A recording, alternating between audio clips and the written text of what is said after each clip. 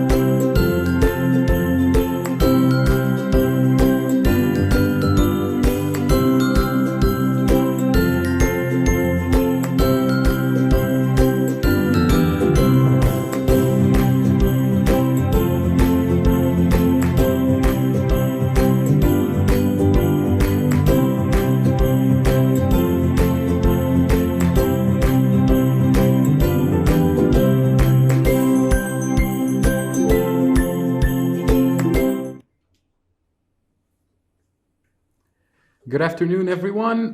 This is Samer Samhoon, CEO of Phoenix International with you today, and we're going to be discussing a guide for successful business in South Korea.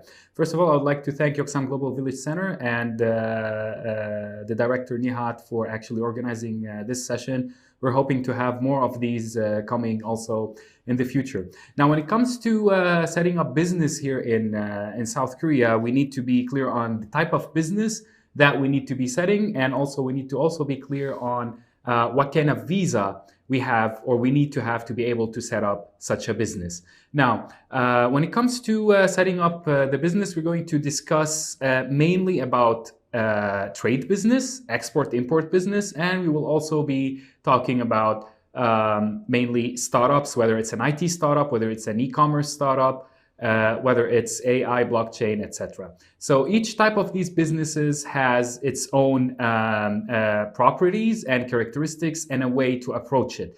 Now, when it comes to the visas, we won't be actually discussing deeply on how to get a visa because that's a pure immigration issue right here. But what we can mention here in the beginning is that South Korea has started to, and South Korea has been organizing for a long time, basically visas for trade, separate from visas for normal startups or IT startups. Now, what is the benefit of these visas hosted by OASIS program? These visas basically allow you to open a trade company here in South Korea without actually having to invest money in South Korea or transferring $100,000 from a foreign bank account to a Korean bank account. And based on that as well, you would have to take courses, and these courses would account for points. And at the end, when we go to apply for a visa for trade, we will calculate points, and if we're eligible with all the characteristics that we have to fulfill or the requirements that we need to have, we will be able to open a trade company and operate legally in South Korea. When it comes to IT startups, also OASIS offer a variety of programs where we can actually go to incubate from ideas to the actual establishment of the startup. And also it's a point-based system and it has a lot of perks to it. Innovative Korea, which I am a co-founder at as well, helps incubating and running those programs along with OASIS. And next year, hopefully, we'll be announcing a couple of these programs. Now, a lot of you right now might be wondering, what if I just want to open a normal business? What if I am not into trade or I am not in IT company? What if I'm just going to open a restaurant? What if I'm trying to sell whatever I'm manufacturing or making here in South Korea? That's also possible. And in order to understand basically how to operate these businesses, we need to start with an overview here about South Korea. Now, for those of you who haven't been in Korea for a long time, we'll start by introducing the country in general. Now, South Korea has a population of 51 million. And the issue of the population here is very important, because if we understand the demographics of South Korea, we'll be understanding how to exactly target and who to exactly target in this market. Because each city, each region, each age group, each gender, each let's say type of job people has a requirement also for us as entrepreneurs to target. So we'll be targeting people in their 30s who work in firms differently that we target people in their 20s that actually are students or they are entrepreneurs themselves. The capital is Seoul. We have major cities as well, like Gwangju, Busan, Ulsan, Daegu, Daejeon, Incheon, and each of them has its own characteristics and demands. One of the biggest problems, or actually not problems, key points that we got through data for the past 3-4 years is that people assume, entrepreneurs, foreign entrepreneurs, a lot of time assume that whatever service we have here present in Seoul, the capital city, is also present in Busan or Gwangju or Daegu or Ulsan, which is not true. So if you actually take time to travel around South Korea or go for benchmarking in these cities, you will find that a lot of services that are provided here in Seoul metropolitan city are not available in Gwangju, Daegu, Busan, or Ulsan, which actually broaden the, let's say, the segment of services we can actually offer for our customers in these cities. So let's keep that in mind. Neighboring countries, slightly China, Japan, North Korea, which create a special, let's say, positioning for South Korea in manufacturing and exporting as well. Politics, we'll just skip on that. It's multi-party democracy, and democracy is important in general to ensure a fair trade and a fair economical dealing. The currency is the South Korean won. Basically in dollar today, on today's rate, we're talking 1,180 Korean won plus minus equals $1 US.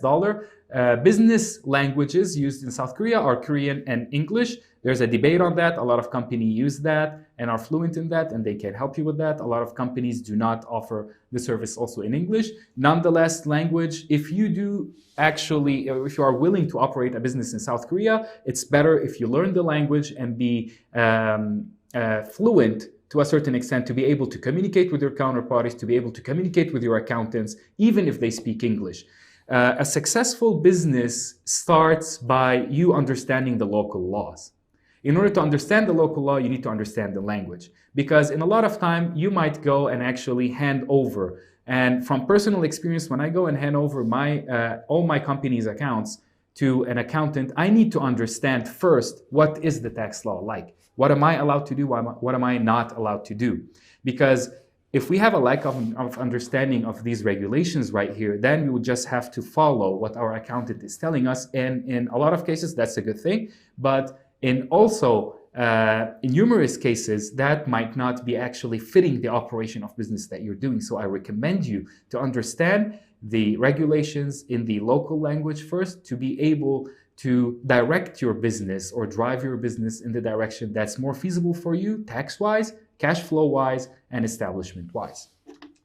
Now, when it comes to the overview of the population in South Korea, one of the longest life expectancies in the world is South Korean life expectancies. Unfortunately, or fortunately for business owners as well, we have a rapidly aging society right here with a median age of 42.6. That's based on, I would say, 2018 statistics.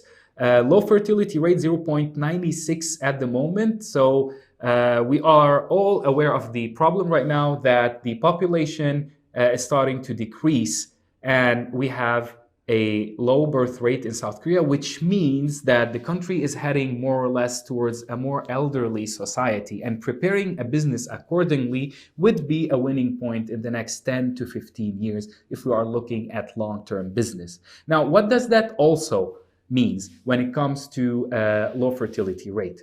It means now we are heading to serve a segment between 30s and 40s that is not basically having babies. So if we're not having babies, we have extra cash on hand. It's simple math. So we're consuming more. It means we are willing to pay for experiences. We are willing to pay for new services. And services in South Korea are abundant and available. So if you find yourself a position to be able to serve and understand why there's a fertility rate and why do we actually here have, let's say, a segment that's willing to spend money and a segment that's actually willing to consume a lot, we'll be able to position ourselves. Now, this is not a very simple explanation on the low fertility rate. We're not going into explaining why there's a fertility rate and what are the consequences of that. We're just relating that to business simply. Now, 80% of the population is living in urban areas and nearly 50% in the capital region. So almost half of the population is living in Seoul metropolitan area. We don't know how that is going to change. We don't know what the real estate price is going towards. So people would actually have to might be having to leave the metropolitan area into the suburbs, which also presents a different segment also to serve with our business, whether it's a restaurant, whether it's trade, whether it's the distribution of factories and firms and the way they're dealing with you and how to access them in the near future. And the most important thing is the single person households. The single person households is increasing significantly here in South Korea, which is covering almost now 30% of the households. Now, when we understand why there's a single person household, how single person households are operating and what they can offer us business-wise, we can also be able to offer them a lot of services and understand their needs and the bigger scale. Now, if we look at the chart that we have here, we have life expectancy for males of 79.3 years and for females 85.4. So if we actually sit down and imagine if we are now on a low fertility rate, we have at least with this life expectancy right here 20 to 30 years to serve people who have worked, have a certain buying power, and are willing to spend money on their comfort, their let's say experiences or their needs. So that's actually very important right here. Most of the market is heading these days, especially when it comes to marketing. You see a lot of items that are appealing to people in their 20s and 30s, which is totally fine.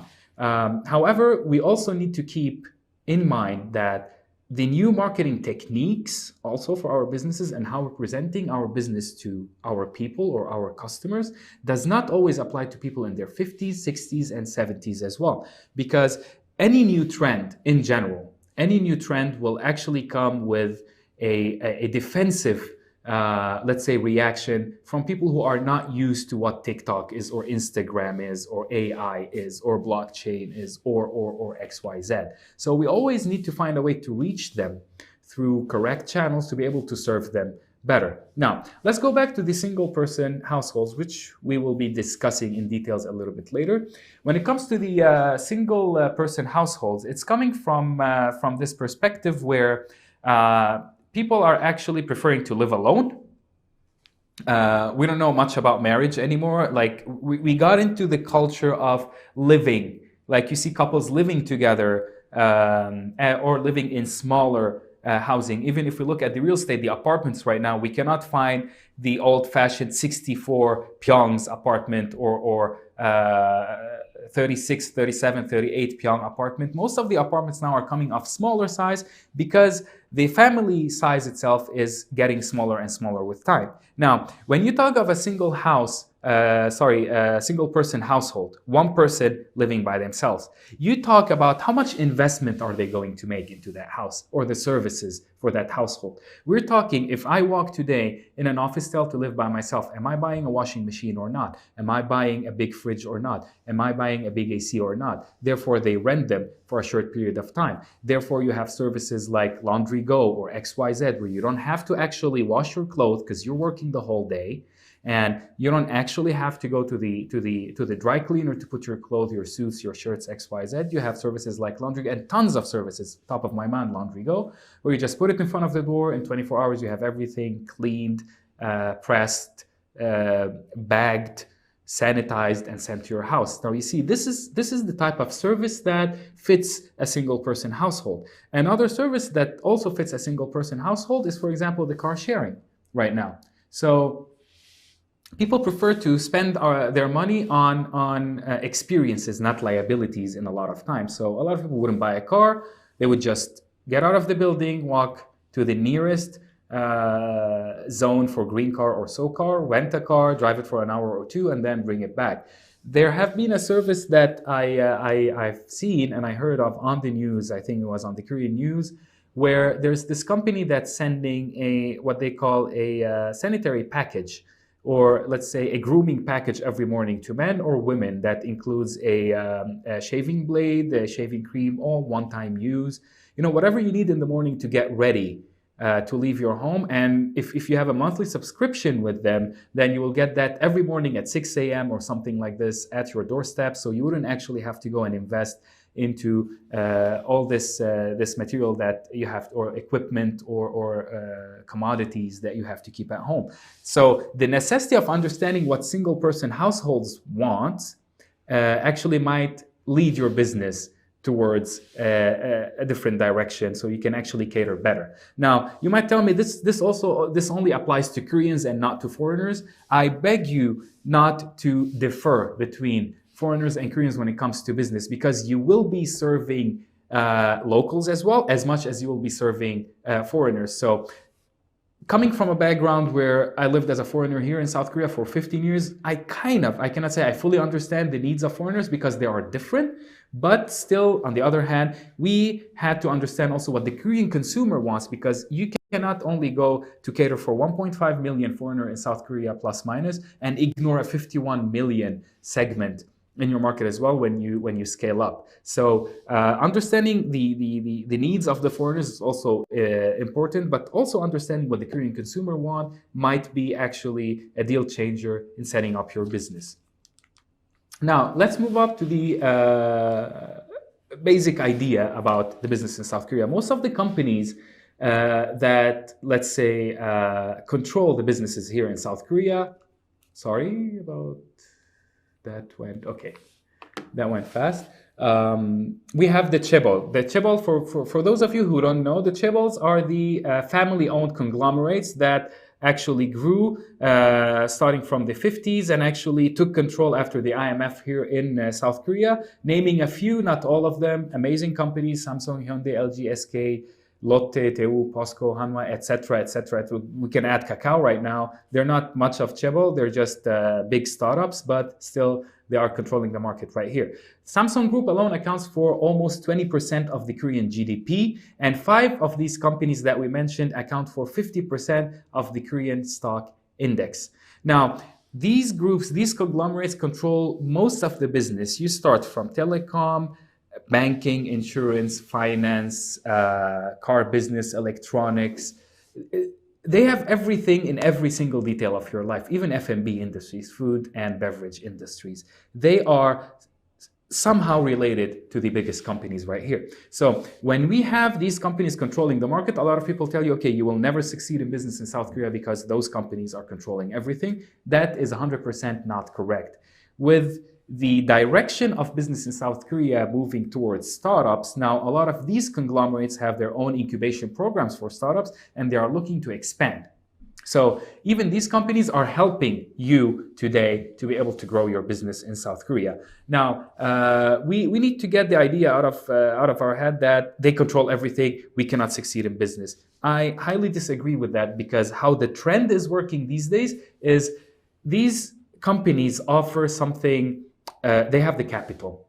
They have enough money to set up something amazing for the consumers. But consumers these days, because we have SNS, which is an old thing right now, it's not a new thing. People are looking for something that is not mass-produced. People are looking for restaurants that are original. People are looking for services that are personalized for them. So mass industry or mass production doesn't really necessarily have to answer to everyone these days. Personalizing or customizing your service or your product is actually more feasible for the consumer, and it accounts for more, let's say, rate from the segment that you set for yourself. That being said, a lot of people, the conglomerates cannot actually go for much customized services. They have to mass produce. You cannot have a factory that's making 10 bottles, each of them looking different, just to satisfy the consumer. They want to satisfy the masses.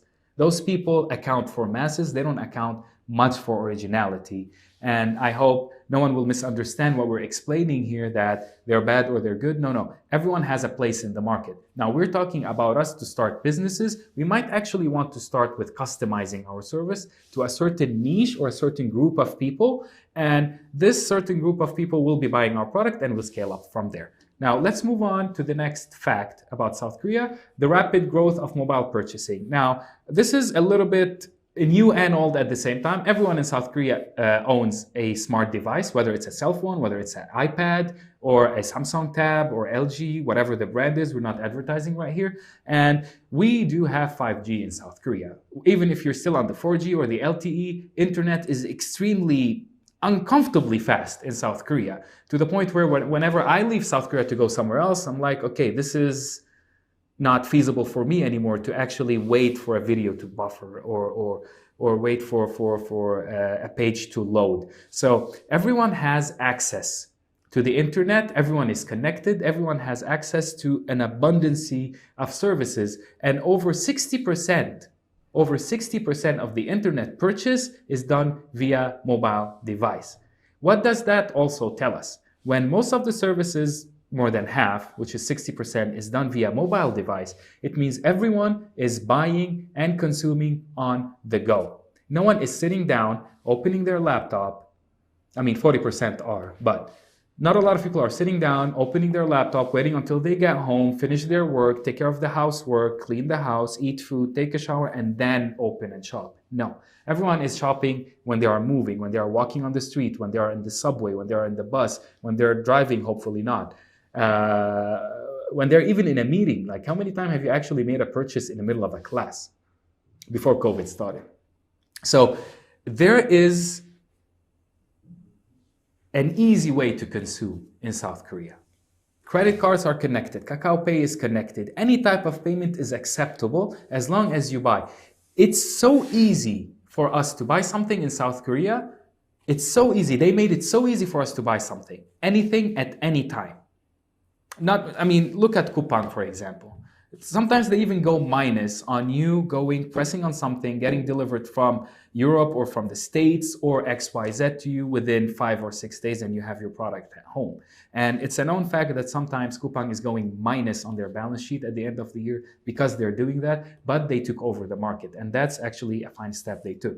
Long story short, it's becoming very easy for everyone who's living in South Korea to actually consume, and consume big time, and consume based on their preferences, and pay in the way they prefer. Now, the first question that I assume I'm going to get right now is like, oh, not all foreigners can actually go make an account and use Korean credit cards to be able to actually purchase something. That is kind of correct, but it's changing. If you log into a lot of websites right now, including Kakao Talk, and as long as you have the right status of stay here in South Korea, your bank is offering you a lot of privileges, and a lot of companies that actually I'm impressed by their service. For example, like Shuttle, they made it. When everyone was thinking that Shuttle will not make it, Shuttle were killing it, and they're still growing in the market right now. And they catered their service for foreigners to begin with, and now they're catering for locals as well. And you can just go on their application and pay for something without having to go through all this complicated verification thing.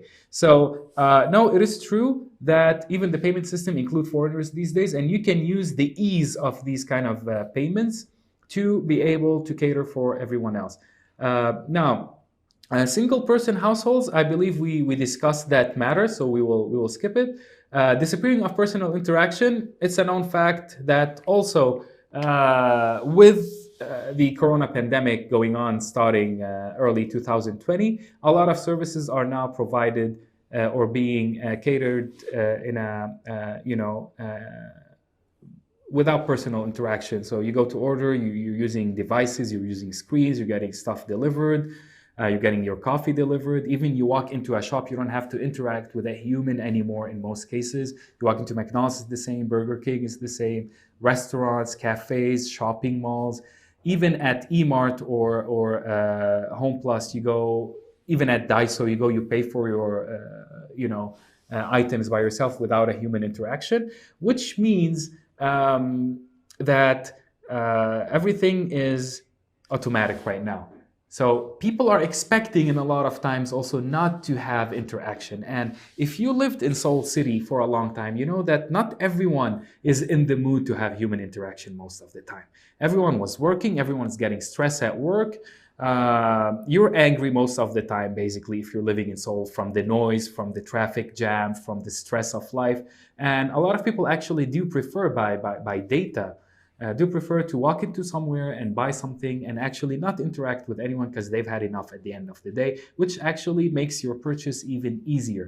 So everything is in front of you, just press few buttons and it's going there. And it's important to understand this feature right here because when it comes for shopping or offering services, you don't have to worry about how much human interaction I have to put in my business, how much do I have to pay for people to be present there, because people are not expecting that type of customer service from you on spot. However, people do expect an AS or a post sales customer service to be done in a perfect manner. Otherwise, your business might disappear in few posts online. Now, the demand for work-life balance. Now, it's been a long time in Korea where I remember when I got here almost 15 years ago where we worked in certain firms and that was it. We would leave home at 6 a.m., come back at like 11, 12, 1. So now that things are easing in, and a lot of you might disagree now and be like, no, it's not working like this in South Korea. No, it is working like this in South Korea. And for those of you who have been living here for a long time, you know that it got way better than before. You know that work-life balance is an issue these days, and companies and most departments are actually encouraging employees to take time for themselves. They're even helping them, allocating a budget for them to go have hobbies, to go travel, to go read books, whatever you want to do for a hobby that will actually make you more comfortable to come and work the next day. Now, when there's a demand for work-life balance right here, it means there's a demand for me as an employee to go and spend my money somewhere. When we say work-life balance, you finish your work, you gotta go out, you're going to consume. You're going to buy a cup of coffee. You're going to go for that Pilates class. You're going to go for that climbing lesson. You're going to actually commute to go somewhere, maybe sit at home, read a book, order yourself, I don't know, a bottle of wine and drink it at home. So when we're talking work-life balance, we're talking consuming. Now, when a society starts asking for work-life balance, it means there's a certain lifestyle in the middle. And when there is lifestyle, there is willingness to pay.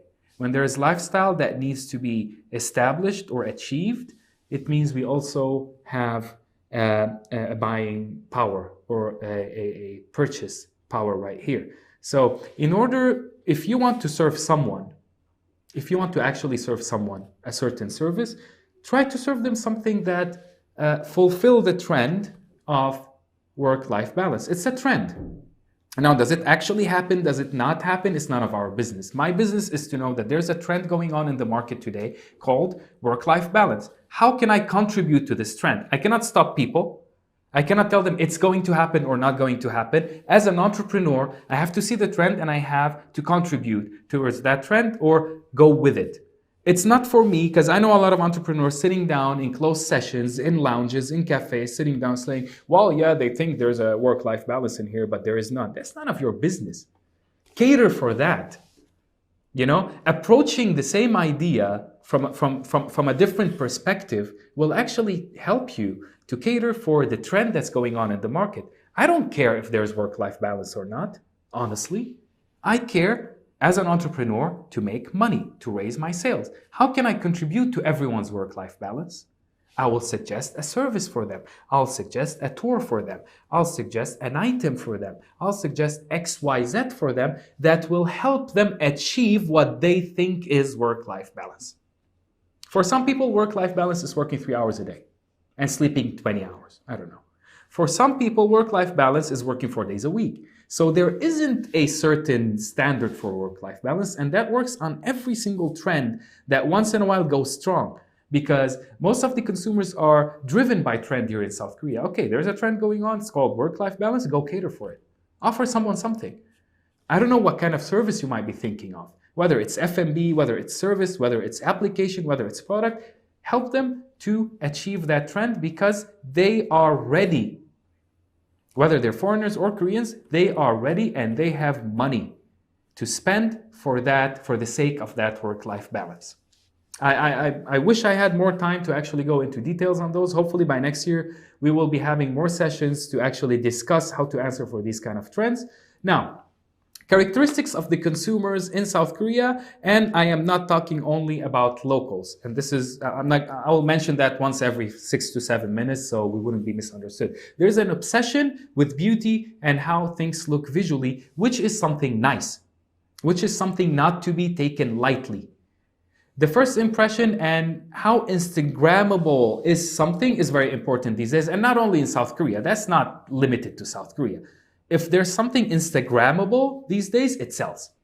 If you are offering them a piece of plastic in an Instagrammable session or an Instagrammable environment, they're buying the piece of plastic. Again, not only South Korea.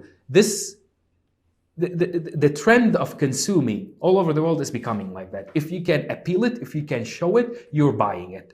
Okay? Now, what do we mean by beauty and how things look visually in South Korea? Not to be misunderstood. Yes, when your country has offered you a certain lifestyle, yes, when you have a certain GDP, then yes, you would start actually caring how things look. It's just normal. You have cash, I want to look good. Whether it's my clothes, whether it's my skin, whether it's my hair, whether it's my phone, whether it's my car. To give you a detailed example on how aesthetics are important. So basically you go buy a phone, a smartphone. You pay almost $1,000 for that phone.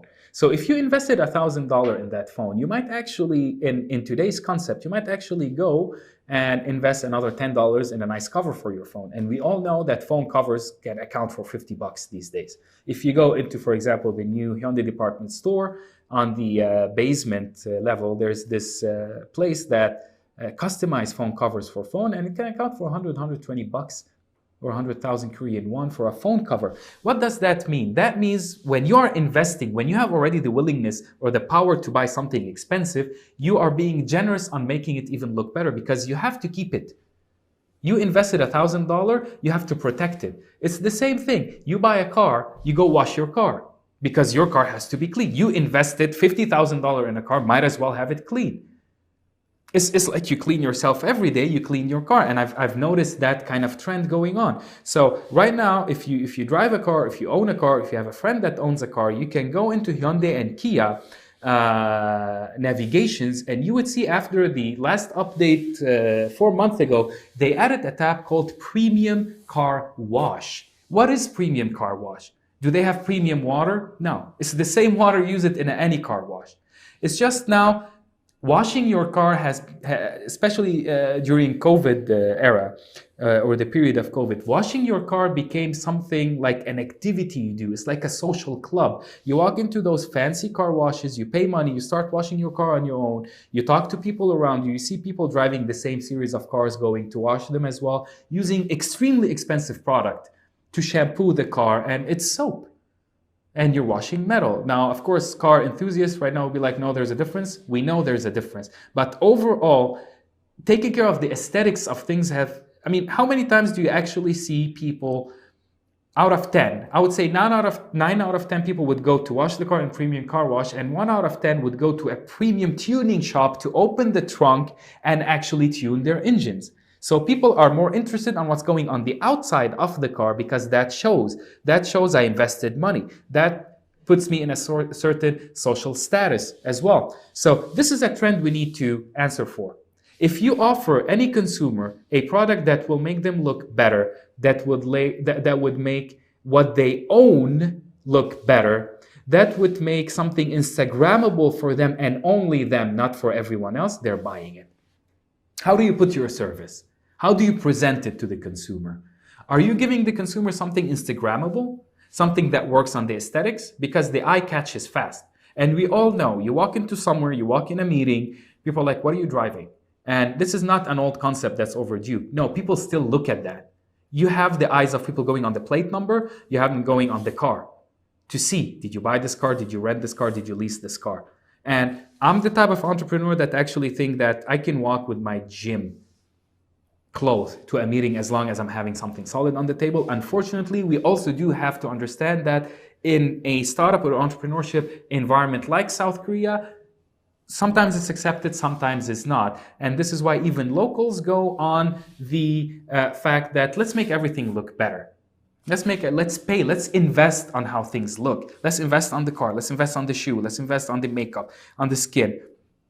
I come from a place where I've been out of there for like 15 years. I don't know how things work there anymore, but I don't remember any of my sisters or friends going for, a casual day in the skin clinic spa just to take care of their skin, maybe because we come from a middle class family. I'm not sure how rich people used to do it, but you can see that here in South Korea, aesthetics are actually really important, and you can tell from the way people invest into what they're wearing and the way they follow the trend on aesthetics as well. So let's move to idle marketing, word of mouth. I think that's a very well understood concept right there, with SNS going on and with people recommending. And I'm the type of consumer that actually goes by word of mouth as well. So let's say Nihat went to a certain place and he was like, okay, Samer, you need to try this place. It's really nice. I will just go there and try it. So things are socially marketed here, whether it's on a device, whether it's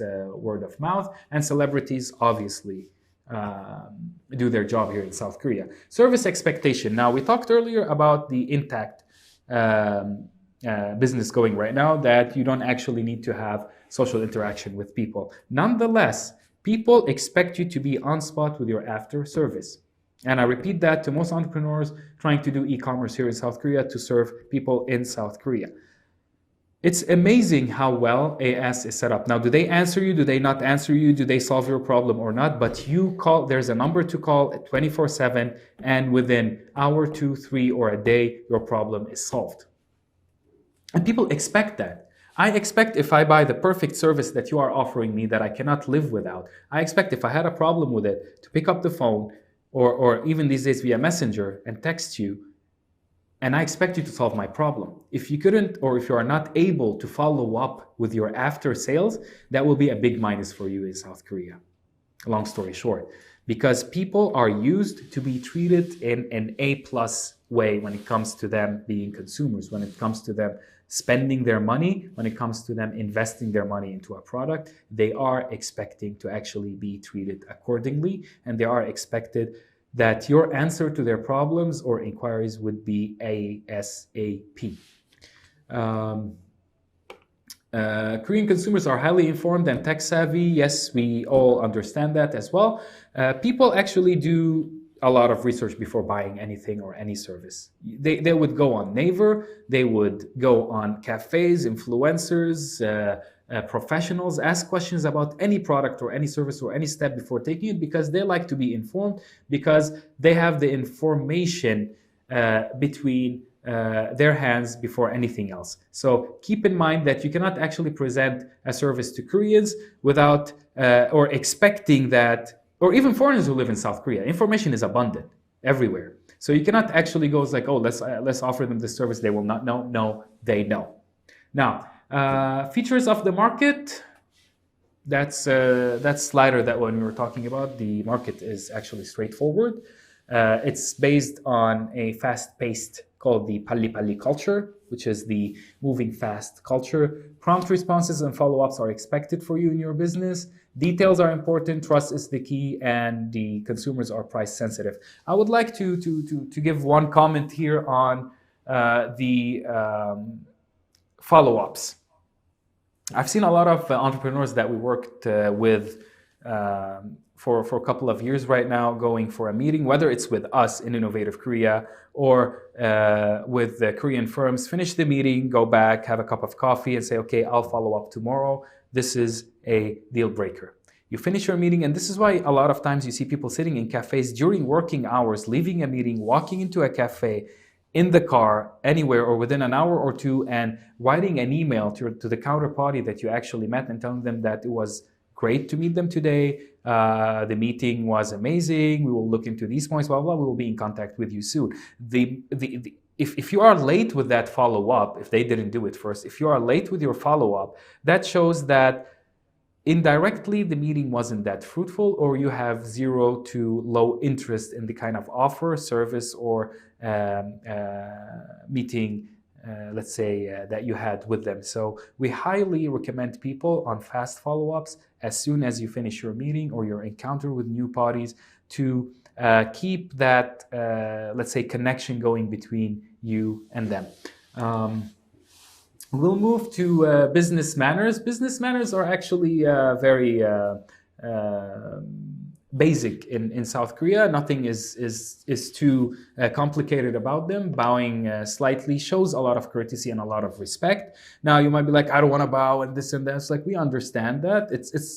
It's a cultural thing. Whether you accept it, whether you don't, you respect it. And on the other hand as well, your counterparty is also says to be respecting your culture too. Addressing people with proper professional titles when possible, if you know the title. Also, handshakes. Right now, we will skip handshakes because during COVID period, we're actually skipping the whole handshake thing. And giving and receiving with two hands is basic manner in South Korea. So when you take your name card, you're expecting to hand it with two hands. And you are also expected, when you receive one, to take a look at it, put it on the table, not in your pocket right away.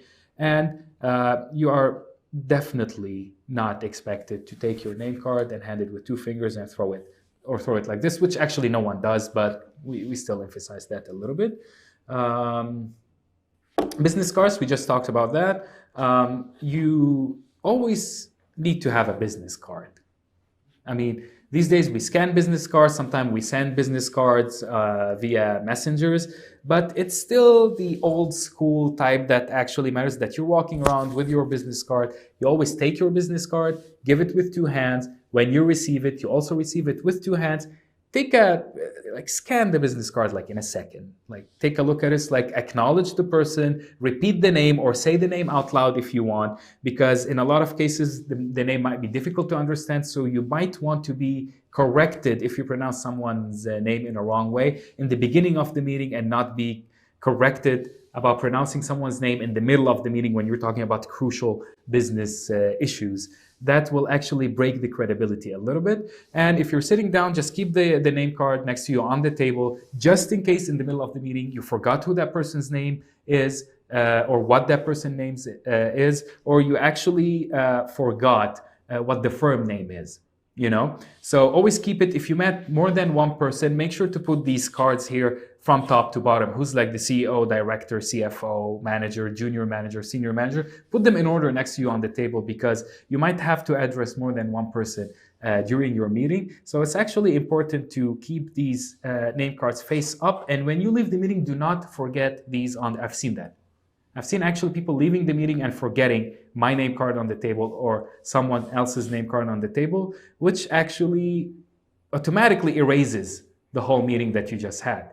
So you had a meeting with me and you left my name card on the table. How are you going to contact me after that? And you see, it's really not professional.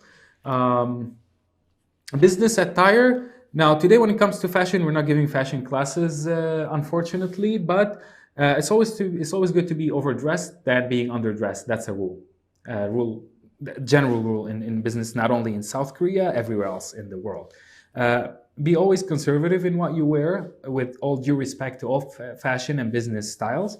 If you know who you're meeting and you know what kind of setting you have, and you're 100% sure that it's going to be business casual, just go business casual. If you don't know what's happening, just go formal on the safe side. Necktie optional, but always try to be as formal as possible. For ladies as well, be as formal as possible with what actually applies to the social acceptance of what can be worn in a business meeting, because it's not up to anyone to tell you how or what to dress, but with whatever you think is possible to wear, whether you're a lady or a gentleman, to keep people's focus not on your look, but their focus on the meeting topic itself. Also make sure that I don't see a lot of color in business attire meetings in South Korea, although I'm a big fan of colors when it comes to clothing, but when it comes to a business meeting, I just go on the safe side with a little bit darker colors, just to avoid any comment or awkwardness in any meeting of any kind. And as it's a known fact, whether you know your audience or not, if you know your audience, just go dressed accordingly. If you don't know your audience, on the safe side, go full on formal. Business gifts. Business gifts are not actually very common, but they are considered as good manners. Know who are giving a gift to, because if you're dealing with a government officer, basically there's a certain limit of $20 or less for a gift. Otherwise, they will not accept it because it is considered as bribe in South Korea. Even if you are going to a private firm and you're offering them a gift, or you're trying to do business with another startup like yourself, make sure to give them a gift that actually is acceptable in value, because they would have to give you a gift also one day. So if you walk in someone and you're having, for example, a $10,000 item of a gift, that might be a burden on them, because they might not be able to actually give you a gift with that amount. Always keep it a gift that can stay on their desk maybe, or stay close to them, so they can remember you, your firm, your company, your startup every time they look at it.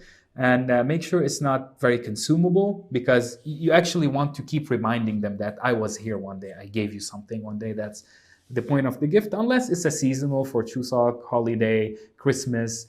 We have special gifts for these seasons.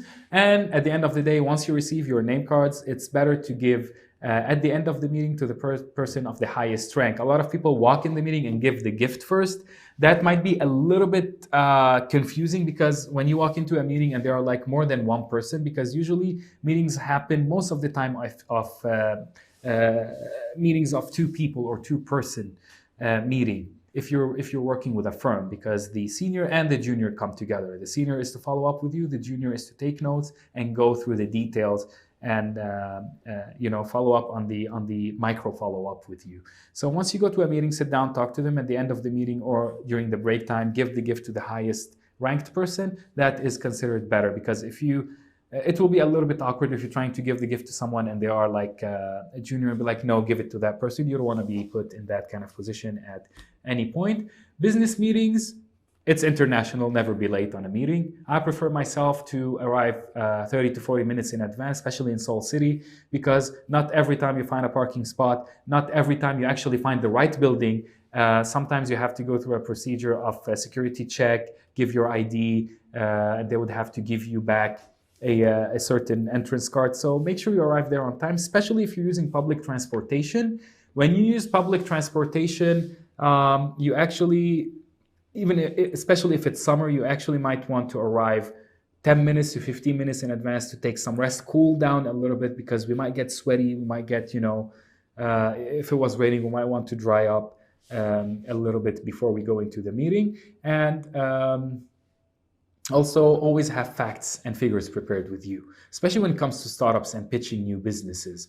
You can't actually walk to someone, like take a meeting with anyone and just sit down and be like, well, I'm thinking of doing this because I heard this, and that. Give me facts and figures. Whether I'm an investor, whether I'm an incubator, whether I'm a mentor, whether I'm a consultant, bring facts and figures with you to a meeting, which actually shows that you are actually more involved in what you're trying to do. Well, actually, that's the end of the presentation right here. That was an overall, let's say, summary of things that can be discussed about business in South Korea. There's a lot more to discuss in the future, hopefully, if Yeoksam Global Village Center allows the time for that. I would like to thank you for listening to this brief session, and we'll see you soon for a Q&A session with Nihat.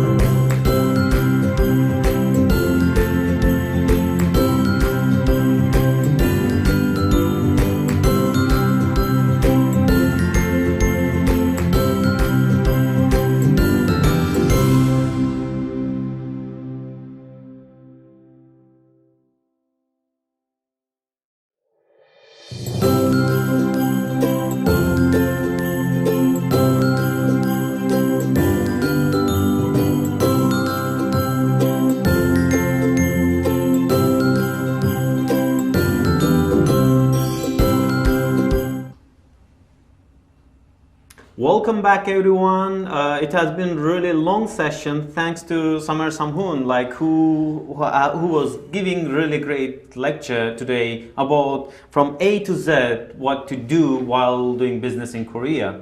And I would love to mention actually what activities he's getting involved in. Like he's CEO of the Phoenix International, and also co-founder of Innovative Korea. He's a specialist giving lectures in Oasis courses, which is actually main way to come to Korea and do your startup. And also he's consulting people regarding to invest Korea. And this person actually, I would say, the key person. Today I invited those professionals in their fields, and this person is the key person if you are willing to do a business in Korea. I can talk actually about him a lot, but I would love to mention people's questions and would get some answers about them. So first thing, those classes you are providing in Oasis course. What's actually Oasis? Because we are keep mentioning what Oasis, but we know what's Oasis, but I would love to hear from you. Like, what's the Oasis? So Oasis program basically is a program that is sponsored by the Ministry of Justice and is not actually sponsored by the Immigration Office, unlike what a lot of people think. The Ministry of Justice made something called the Oasis Visa. And the Oasis Visa, Nihat, as you know, is basically helping foreigners to settle down in Korea based on their profession right now. Because if we go back in time, a couple of years, we had the F2 visa where it allowed us to do all types of businesses right here in South Korea. Now things are being more organized. Now things are being, let's say, we're walking to the point-based immigration at this point. And if you want to do trade, there's a program for you. If you want to do, for example, startups, there's a system for you. So Oasis basically walks you from Oasis 1 to Oasis 5 into a series of classes where they teach you about what we briefly talked about earlier, from marketing to patent to tax, business ideas, how to actually import, how to export, how to handle your tax, and then you will get points based on that. Now, if you satisfy the other criteria that are set up by the Ministry of Justice, from Korean language to period of stay, age, education, and several other criteria, then you are eligible to apply for an Oasis visa, whether it's a D91 or etc. Again, we're not here to discuss visas in general. Those people like outside of Korea, can they actually listen to these Oasis classes? Unfortunately, no, they cannot. If you are out of Korea, you cannot be participating in these classes because a part of the requirements to get a visa issued based on the point-based immigration, that you have to be in Korea under a legal status. Now, it doesn't matter which status you are on in Korea, as long as you are a resident of the Republic of South Korea and you have a clear visa status, you can participate in Oasis classes. And there's a lot of demand. Like Oasis classes are booked on the announcement of the class every time they open them. So there wouldn't be actually a place there's a priority for people who are actually living in South Korea. Thank you for your detailed answer. And I would love to move another question. The schedules of Oasis classes or the Trade Academy. Like Oasis classes, now Trade Academy is kind of inside Oasis Part classes. of Oasis, yes. And did you get any schedule for the upcoming sessions? For 2022, actually the schedules will be announced by the second or third week of January, if I'm not mistaken. And then they will be announced also on the web pages, Innovative Korea, etc. But they're not yet decided for next year. I see. From actually first session, since we had in the morning visa session with Mr. Jung, who's a professional in the visa industry, he mentioned that if you want to open the branch of your company, like if you have a corporate company, which is called in Korean Bobin, in overseas, then if you are willing to open branch company in Korea, you can do it. But it didn't really seem actually simple. It is not. It is not simple. It's not complicated, yet it's not just like opening a local company here in South Korea. Because in order to, we tried to open a branch before here in South Korea for one of our partners. And the amount of paperwork that's needed is not that easy. You need to get POAs from the shareholders. You need to get documents about the HQ of the company in the country of origin. And you need to go to the right attorney so they can work on these papers. And your tax also would be a little bit different than a local company. Nonetheless, South Korea right now, as far as I know, they are offering a lot of incentives for foreign companies that actually want to branch in South Korea, leaving that to the professionals, because it's a case by case. There's no general rule for these nihat. But it's a case by case. Specific industries. Specific like industries fintech. can get exactly. Specific industries can actually get, let's say, support from the government, and other industries is just they're on their own when it comes to that. I see. I would love to get actually more information about you, like your case, because today everyone, they were mentioning about their own case, but how about in your case? Why did you start actually? Like you are a successful businessman, and to be honest, in Korea, it's not easy. Yeah, it's not easy actually to enter business industry, like because many people, they are making decision. Okay, maybe I should start in one company and just work in there, learn, and then start my own company. But as I know, you directly start, like as soon as you graduate from the, you are also a graduate of university in Korea, right? Yes. And then as soon as you graduate, you started your own company. Yeah. Like how this process went, and how was it like from the beginning? Because I wouldn't think like it would be easy. No, it was definitely not easy. This is why I look like this today. You know, it was trial and error. I mean, there are two ways to do it, and people are free to choose the way they want. Some people start for a couple of years. They work in a firm to learn the basics of interaction and how the dynamics of a workplace are, and then go out and then they start doing their thing, their startup, their hustle, whatever you want to call it. When it comes to me, I did that briefly when I was still a bachelor degree student. I worked for a Korean firm for almost a year before graduating, and it was that point where I realized that, I don't think I just want to do that for the rest of my life. It didn't answer to a lot of my personality traits or what I was looking for myself to have in the future. So I've finished my bachelor. I started my master's. While doing my master, I opened my first company and it failed. And then I opened a second company and it also failed. I have a record of almost 5 failed businesses before I have another 4 successful ones. I failed a lot. And it was not easy because with each failure, there was a visa scare. You see? Taking the risk, it's easy for someone who's holding an F5 visa or an F6 visa or a Korean citizenship like us, for example, to be like, okay, let's fail. Yeah, if we fail, we can try again. But for a lot of people, this failure is connected to their visa status, you know? You fail, you lose your visa, and then you can't actually go full risk with business. It took a lot of trial and error. I work a lot. I'm actually running like 3 businesses at the moment and a foundation. So you're talking of 12 to 13 hours a day. Time management is very important. Health management is very important. Network management is very important, but it's ultimately satisfying to the point that you don't want to stop. Whether you make money or not. Now, am I a billionaire? No, I'm not. Am I even a millionaire? No, I'm not.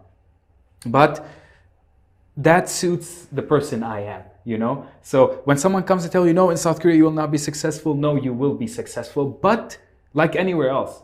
In Azerbaijan it's the same, in Lebanon it's the same, in the US it's the same, in Europe you have to put in the work. You cannot just sit down and this is a common thing I tell everyone I talk to. You cannot just be sitting down and blaming the country, the laws, the society on your failures because you're lazy.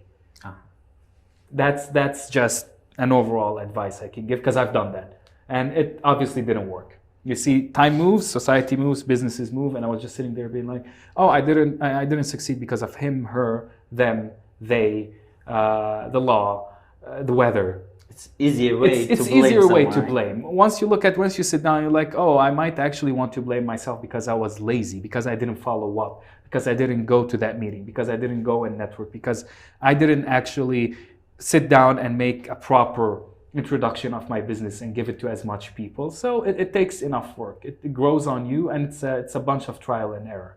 But Korea will accommodate you for any business. That's true. And when we talk about the business, since if you failed a lot and still you are surviving in Korea, it means actually you have special skills.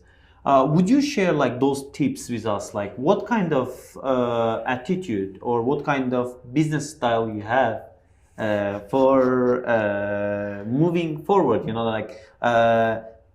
Can differentiate you from others. What was the special thing about Summer? Like he can go forward, but those people, others, they failed and they stopped. Please share with our listeners about that little bit. Well, that's a very complicated process of self-realization and self-understanding and repurposing of goals. Even I would just make it as simple as this: we fail. When we fail, we have to admit why we failed. How did we fail? What is the actual reason I failed? Now, we don't have to go and tell our parents and family why we failed, because there's a lot of pride involved in startups and business in general. But what we can actually do is sit down and look at the main reason why we failed and actually fix it. It's not something that makes someone better than someone else. It's who does that faster. You realize that fast or not. Okay, I failed today. Why? Because 1, 2, 3. You know the reason. You need time to admit, accept. If you are the type of person that will sit down, take that reason, and try to customize 20 million excuses for it, it will take you time before you start your next one. If you are the type of person that accepts losing, considering it as winning at the same time, and be like, okay, let's move to the next one, then you win and you move forward. Because society is moving, I told you. Time is moving forward. The only person that's staying stagnant is you and your pride. So that's number one. Number two, looking from a different perspective.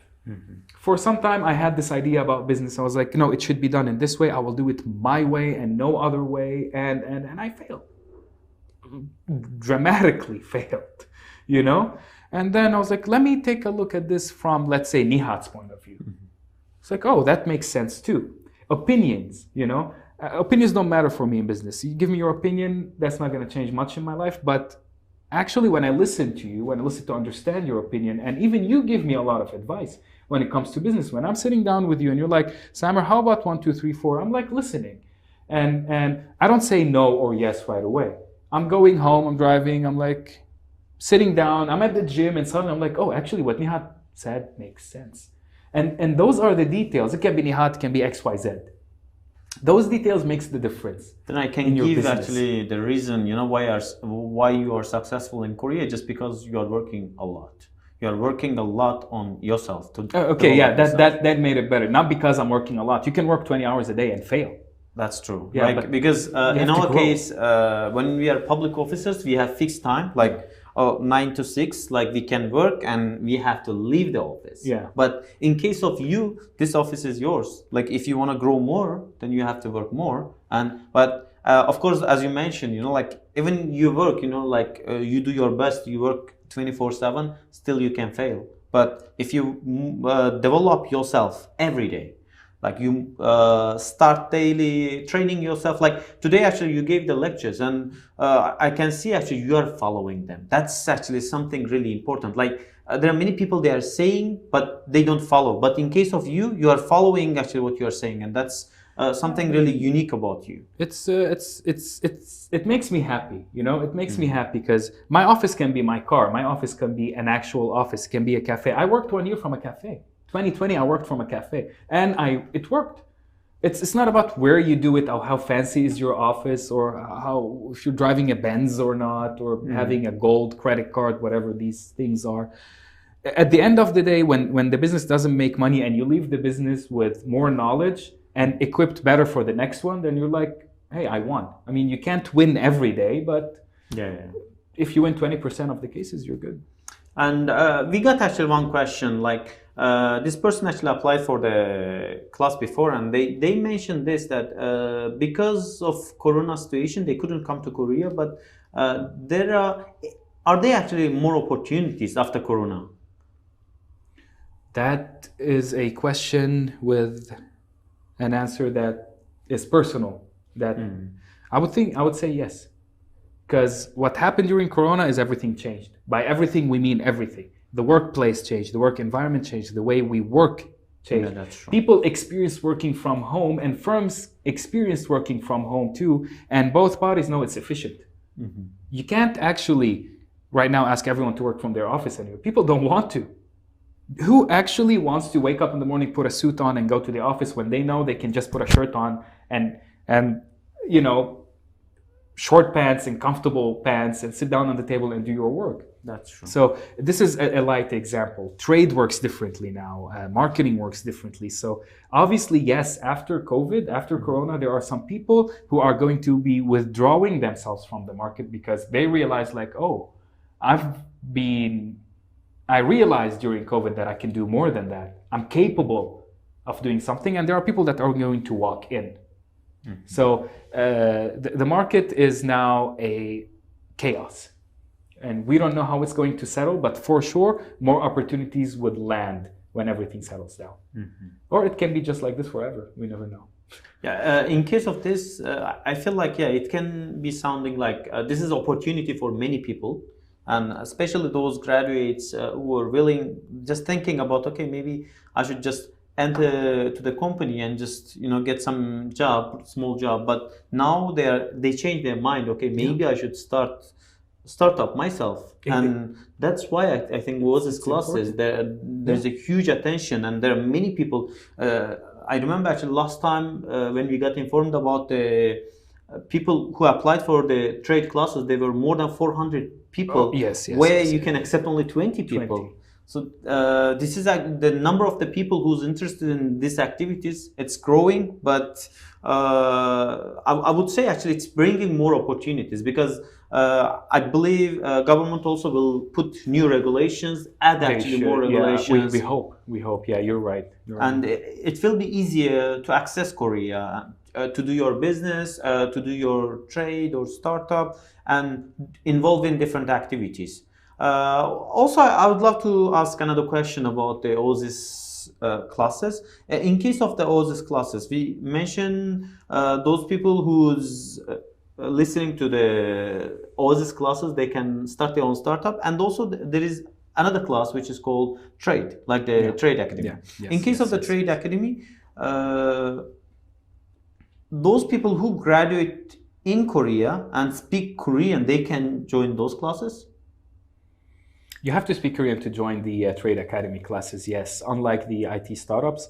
For too many reasons. The basic thing is that if you actually cannot speak the language, trade will not be impossible for you, because I know a lot of people who do not speak the language and they are big-time exporters in South Korea, and that's a fact.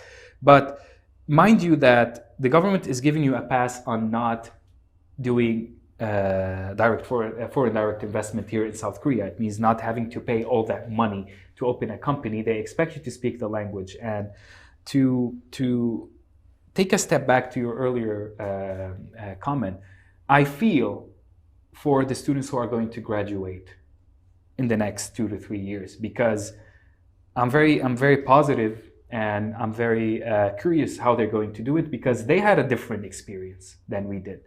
True. The college life that's supposed to ease you in social interaction and see your level of commitment to things and your level of priorities to whatever that we experience is different than the one they experienced. They couldn't experience, actually. That's the thing. In our perspective, they couldn't experience what we experienced. That's true. They might have experienced something else. They experienced the Zoom thing going on. They experienced getting things done on the go. They experienced delivering without having the pressure of the peer pressure or the XYZ. We don't know. And there are many perspectives on this. Like, oh, they will fail in life. They have no idea how things work. No, we don't know. Because they dealt with what we dealt with without actually being there, which is an upgraded version of what we did, you know? True. And for the foreign students that are being here right now, one advice is that why do we advertise OSS program? Not because we need people to participate. People are lining up for the program. But don't wait until you graduate to find out what you need to do. Get ready before you graduate, because the day you graduate, there's a countdown on your visa. And as we said before, visa is related, how secured is your visa? That's related to how much risk you take in business. True. Get ready before your visa expires. Get ready before you graduate. We're talking 4th year of college. It's a good time to, if you're into trade, to jump into the OSS Trade Academy. If you're looking for IT startups, I would say 2nd semester of 3rd year to 4th year as well. It's about time for you to start shaping that idea, to start brainstorming on what you want to do, putting up a team, reaching out to OSS program or the consultants, talking about this and that. Get ready beforehand, because I think things might have changed in South Korea, but when I was in college, we thought that was it. Mm-hmm. Like, oh, that's difficult. We did a good job. You opened that college door, you went out in society, and it was like a rodeo. Like, it was awfully a learning experience, a nice learning experience, but you get punched like 20 times a day because you think you know. So, and what we did for visas was crazy, you know. So I advise everyone, if the government is offering you a free of charge program done by professionals, go and take it and keep those documents with you. Might need them. Yeah. And also you're mentioning actually in employment part also, preparation for employment. Like, you have to make decision. You're gonna work for someone or you're gonna do your own job. Yes. If you wanna do your own job, then as you mentioned, maybe 3rd year, 4th year can be, like for the bachelor degree students, it can be the right time. For employment, even you can start even when you're a freshman. You can go and check those startups. You can work for them. Like, you wanna make one, go work for them and see what they are doing. You can do volunteer work. You can do internship in those startups. Like, you are willing. And preparation of something new. It doesn't mean like it should be 100% new. No, it's like there is a car. There is a famous brand from Korea, but there is another brand just came out in 5 years, and now they are actually taking over all over the world. Yeah. And you can go with the same item, but with your own way, with developed version, with different 100%, version. 100%, And 100%. you just put innovation inside, Yeah. it comes out, it can change many people's life. Yeah. I mean, as you said, the decision has to be made. Am I working for myself or not? And a lot of people ask, like, how do I know? You don't know. You try, you fail. Yeah, I worked you should inside. test. I worked 6 to 1, as in 6 a.m. to 1 a.m., honestly. Not to mention the company's name, you know. And I was like, oh, okay, I tried that. Not really my thing. Okay, 6 to 1 was too much. But the 9 to 5 or 9, some people are made for that. That's true. Which is good, because they are excellent at what they do. They find fulfillment. They find the work-life balance. Okay, I don't have no work-life balance. I just have work-life. Yeah, like like going to this direction it's also we have to mention, you know, like the effects of the, you know, like the society. Like in case of me, like I have my family, so I have to take care of the people, and it's not easy actually to do startup. Maybe I could make it faster, but it's too late. Like now starting something from zero with 2 kids, it's not easy. I mean, it's never too late to start a startup. I mean, if you want to, you can come to me. I'll consult you and I'll support you. Maybe I'm not that person, you know, like to do that. But to be honest, but if you I enjoy envy it, you guys. Like you guys do it. Like you want it and you go for it. You do it. But those people, like many people, actually, they're willing to do it, but they say tomorrow. the day after. Tomorrow. Yeah. That will never happen. That will never They happen. become 50 still tomorrow. And you regret. I mean, once you learn that regret is a painful thing to do, you just go for it. And someone wise actually told me this, and I love it. They were like, you did your best today. Even if you lost, I lose deals, I lose contracts. I just couldn't deliver on what I promised people on. And when I'm leaving, I'm going back home, I'm singing in the car and I'm smiling. I'm like, well, that was today. Today was this. Like, I already did my best today. Even if I failed to deliver, I already did my best. I'm done. So you don't have to be depressed and no, it doesn't work. Just be positive. And before we finish this session, what would be your suggestion? Maybe like the last few words which could influence many people, like to start their own business in Korea, start their startup or trade in Korea. What would you suggest them? Honestly, don't listen to anyone's advice. Go, do it, learn from it, repeat. That's it. Don't listen to anyone's advice. It's personal. Opinions are personal. My opinion to you right now is personal, by the way. Even my opinion is personal. Go, do it, don't wait. You have a long life to live. And the earlier you do it, the wiser and faster you advance. So go do it. Don't plan too much, because planning is an excuse for, and I'm gonna get quoted on that, for lazy people. Plan a frame and go. After your lecture today, maybe I will just give up my position in here and start my startup. We're hiring. Thank you for your session. This was like one of the most interesting session of today, and we are going to have another session soon. Since if you are going to start your business or if you are working in a company, it doesn't really matter. You need to know about the taxes. And our next session is going to be about taxes in Korea. We'll have one of the most famous professional in Korea for giving consultation to the foreigners who is having difficulties to learn about taxes and to define actually what kind of taxes they have to pay at the end of the year or for a month. And stay tuned, we'll get back in 40 minutes. Thank you for coming today. Thank you for the invitation. Thanks to all listeners who was listening to us. Thank you. We will see you in 40 minutes.